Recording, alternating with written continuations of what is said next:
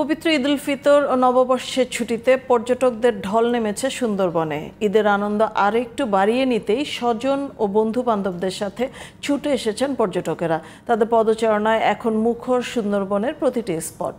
মংলা প্রতিনিধি মনিরুল ইসলাম দুলুর রিপোর্ট, জানাচ্ছেন ফরিদুর রহমান।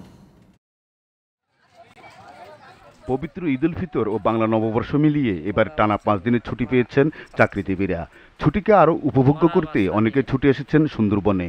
বিশ্বখ্যাত ম্যানগ্রোভ ফরেস্টের বিভিন্ন স্পটে এখন পর্যটকদের ভিড়। তবে মোংলার কাছাকাছি হয় পর্যটকদের পছন্দের শীর্ষে করমজল। ক্লান্তিময় সময় কাটাতে আমরা বন্ধুরা সবাই ঘুরতে চলে আসছি সুন্দরবনে। অনেক দিনের ইচ্ছা ছিল যে সুন্দরবনে আসবো, আজকে আল্লাহ আশাটা আমার পূরণ করছে। ঈদের ছুটি পেয়ে সুন্দরবন আসছি।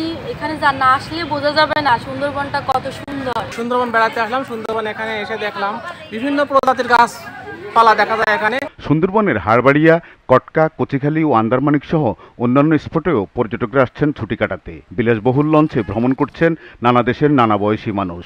এবার পর্যটকের সংখ্যা বেশি হওয়ায় নিরাপত্তায় যথাযথ ব্যবস্থা নিয়েছে বন বিভাগ। এই পর্যটক আসবে, এটা আমাদের কর্তৃপক্ষ সেভাবে নির্দেশ দিয়েছিলেন যে তারা যখন আসবে তাদেরকে যেন সার্বিকভাবে সহায়তা করি, আমরা সেভাবে সহায়তা করার চেষ্টা করছি। টানা 5 দিনের ছুটি এবং রাজনৈতিক পরিস্থিতি শান্ত থাকায় পর্যটকদের আগমন বেড়েছে বলে মনে করছেন সংশ্লিষ্টরা।